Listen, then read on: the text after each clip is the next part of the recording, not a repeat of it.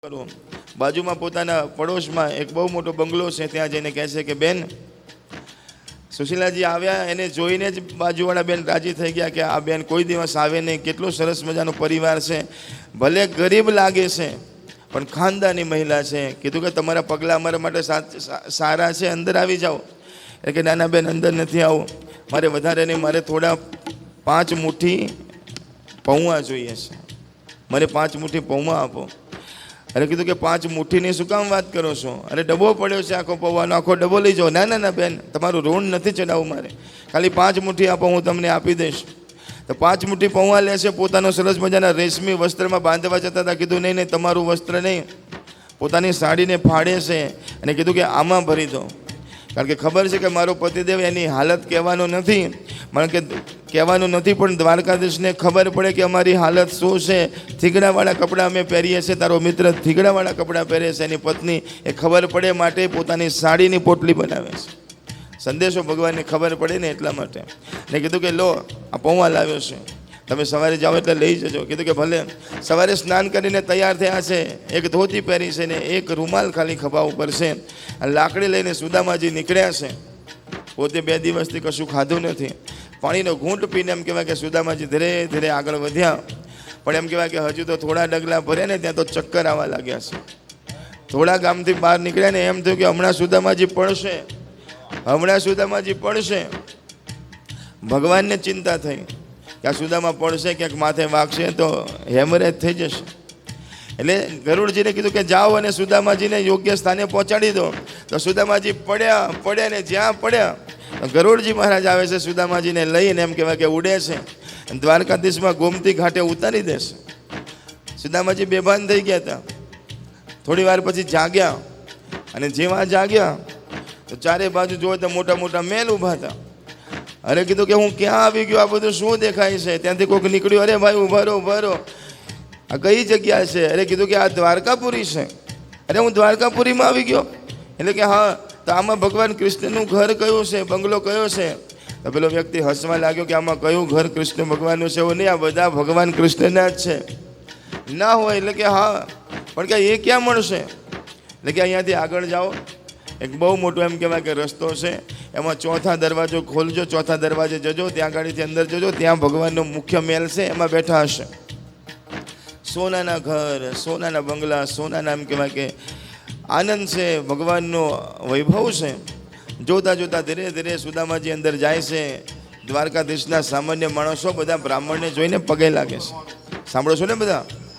દ્વારકા નગરીની અંદર સાધુ સંતોને માન સન્માન હતું. સંતો કહે છે કે બ્રાહ્મણ કોણ? તો જ્ઞાતિનો બ્રાહ્મણ બરોબર છે, બહુ સારું, પણ કહેવાય કે બ્રાહ્મણ કોને કહેવાય? તો કહેવાય છે કે જે બ્રહ્મનું ચિંતન કરે, જે આપણા શાસ્ત્રોને સાચવે, જે આપણા ભગવાનને સાચવે. અને બ્રાહ્મણ પાસે, સાધુ સંતો પાસે ખાલી શાસ્ત્રનું જ્ઞાન ન હોય. પહેલાંના ગુરુકુળમાં જ્યારે ભણવા જાય ત્યારે શાસ્ત્રનું તો શીખવાડતા હતા, શસ્ત્રનું પણ શીખવાડતા હતા. ગુરુકુળમાં ભણીને જે બહાર નીકળે એ છોકરાને કશું કહેવું ન પડે, બધી રીતે તૈયાર હોય. એક જ કામ નહીં, જેટલી કળા છે 64 કળા, એ બધી જ કળા એને આવડતી હોય. એના ઘરમાં ઉપરથી છત તૂટી જાય તો બીજાને બોલાવવા ના પડે, એ પોતે કરી નાખે. પાણીના ચકલીમાં પાણી આવતું બંધ થઈ જાય તો એ કેમ બંધ થયું છે એને પોતાને આવડે. ખેતરનું કામ કેવી રીતે કરવાનું એને આવડે. ધનુષ્ય બાણ કેવી રીતે બનાવવું, કેવી રીતે મારવું એને આવડે. બધી જ વિદ્યા, ઘોડા ચલાવતા આવડે, તરતા આવડે, બધું શીખવાડે એ ગુરુકુળની અંદર. તો કહેવાય કે આવી રીતે ભગવાન કૃષ્ણ પણ ભણ્યા હતા. અને એ જગ્યા ઉપર સાધુ સંતોને, આવા સાધુ સંતોને માન સન્માન છે.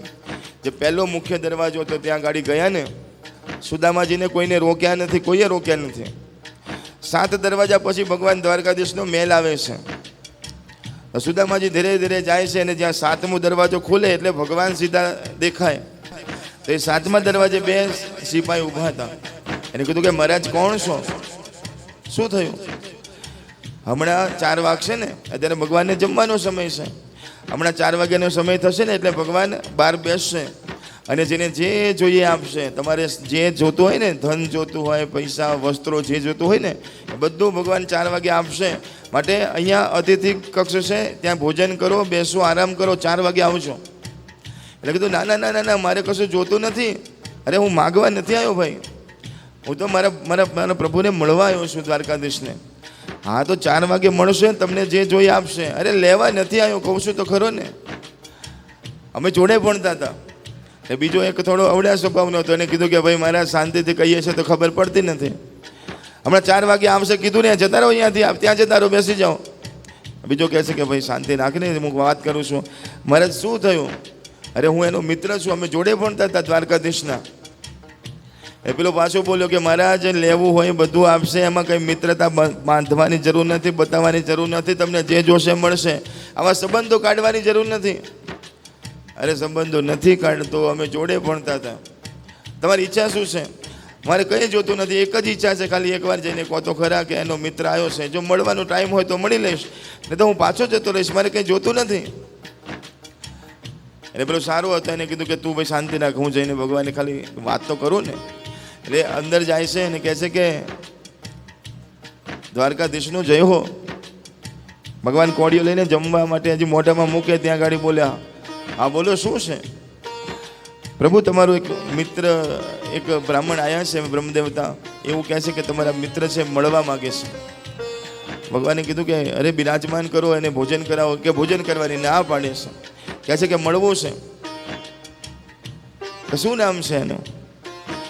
એટલે કીધું કે એ પોતાનું નામ સુદામા કહેશે. હવે જ્યાં શું શબ્દ બોલ્યા ને ત્યાં કોળીઓ ક્યારે મૂકી દીધો. દામા શબ્દમાં ક્યારે ભગવાન ઊભા થયા અને સુદામા શબ્દ પૂરો થાય ત્યાં તો ભગવાને જે દોટ મૂકી છે, અગર કોઈ એક બાજુ પડતું જાય છે, થાળીને એક બાજુ ધક્કો માર્યો છે, આગળ આગળ ભગવાનને પાછળ પાછળ અષ્ટપટરાણી દોડ્યા છે. ભગવાન શું થયું? આવું તો શું લૂંટાઈ ગયું? અને એ સુદામાજી દોડતા દોડતા આવે છે. અને જ્યાં સુદામાજીને જોયા છે, એક બાજુ સુદામાજી દોડે છે ને બીજી બાજુ ભગવાન દોડે છે. બંને જણા એકબીજાને ભેટે છે. કૃષ્ણ કૃષ્ણ, સુદામાજી સુદામાજી. સુંદર મજાની ભગવાન કૃષ્ણની અને સુદામાજીની મુલાકાત થાય છે.